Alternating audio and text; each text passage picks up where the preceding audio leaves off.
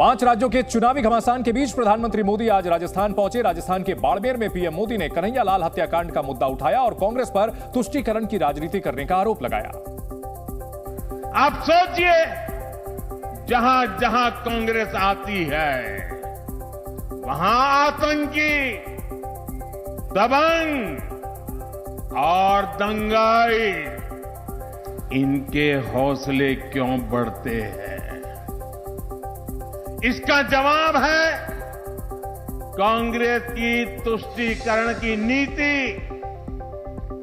कांग्रेस राजस्थान को उस दिशा की तरफ ले जा रही है जहां राजस्थान की संस्कृति ही, राजस्थान की परंपरा ही खतरे में पड़ जाएगी। राजस्थान की संस्कृति की रक्षा के लिए राजस्थान में भाजपा जरूरी है। इससे पहले मध्य प्रदेश और छत्तीसगढ़ में चुनाव प्रचार के आखिरी दिन पीएम मोदी ने आदिवासियों को कई सौगात दी। पीएम मोदी झारखंड में भगवान बिरसा मुंडा की जन्मस्थली उलीहातू पहुंचे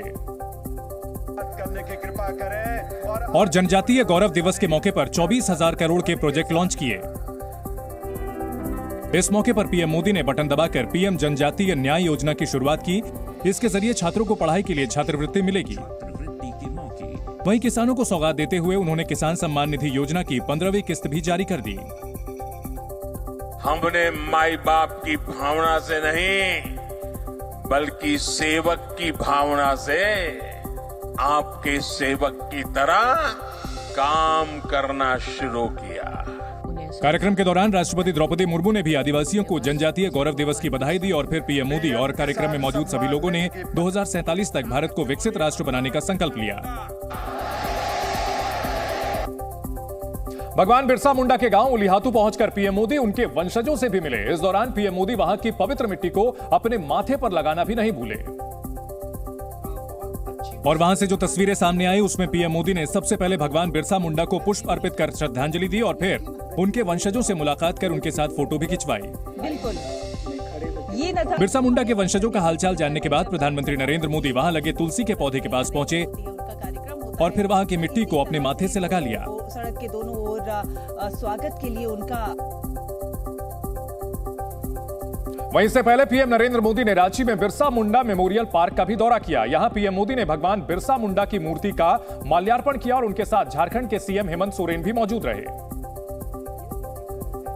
इस मौके पर बिरसा मुंडा मेमोरियल पार्क को सुंदर फूलों से सजाया गया।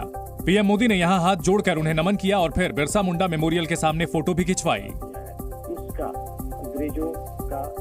इसके बाद उन्होंने बिरसा मुंडा म्यूजियम का दौरा कर शहीदों की मूर्तियों को देखा। जिस बैरक में बिरसा मुंडा ने अंतिम सांस ली थी वहां अमर शहीद से जुड़ी चीजों को देखकर पीएम भावुक हो गए, क्योंकि भारत के इतिहास में 1947 से लेकर अब तक कोई भी प्रधानमंत्री बिरसा मुंडा के गांव नहीं पहुंचा था, लेकिन पीएम मोदी ने यह कर दिखाया और इसका क्रेडिट भी पीएम मोदी के नाम आया।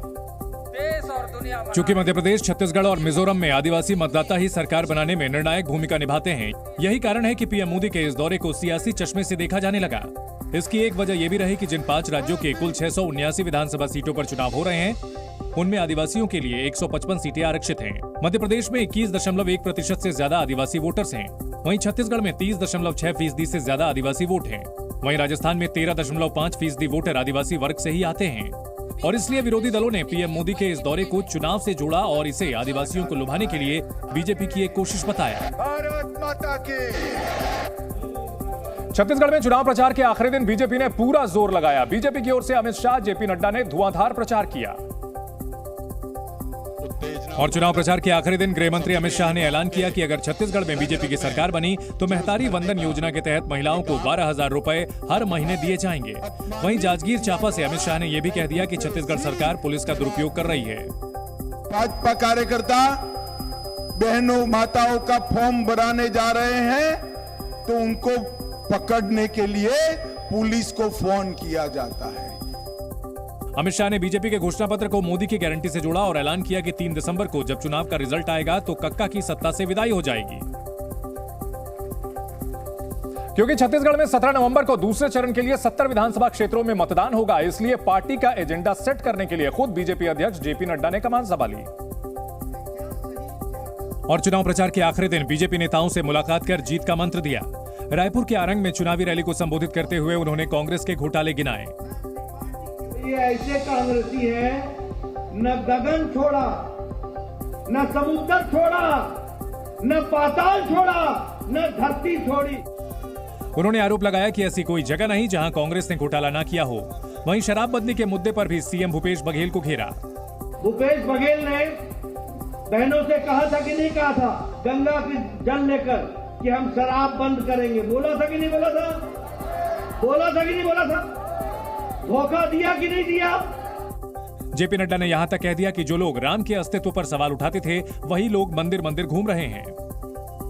वहीं मध्य प्रदेश में भी शाम 5 बजे चुनाव प्रचार का शोर थम गया। चुनाव प्रचार के आखिरी दिन यूपी के मुख्यमंत्री योगी आदित्यनाथ ने पन्ना में रैली की और पवई में बीजेपी प्रत्याशी प्रहलाद लोधी के लिए वोट मांगे। उन्होंने कांग्रेस पर तुष्टीकरण की राजनीति करने का आरोप लगाया। साथ ही तीज और त्योहार के बहाने कांग्रेस को घेरा। हमारे लिए पर्व और त्योहार उनके समय में भय और दहशत के माहौल के जैसे बन गए थे। सीएम योगी आदित्यनाथ ने कहा कि जहां बीजेपी की सरकार है वहां अब कर्फ्यू नहीं लगता। वहीं उन्होंने ये भी दावा किया कि बीजेपी की सरकार में मंदिरों का निर्माण हो रहा है। 500 वर्षों का इंतजार समाप्त करके अयोध्या में से राम जन्मभूमि में भव्य राम मंदिर का निर्माण कर रहे हैं। सीएम योगी ने आरोप लगाया कि जो काम बीजेपी कर रही है वो कांग्रेस नहीं कर सकी। क्या कांग्रेस राम मंदिर का निर्माण कर पाती?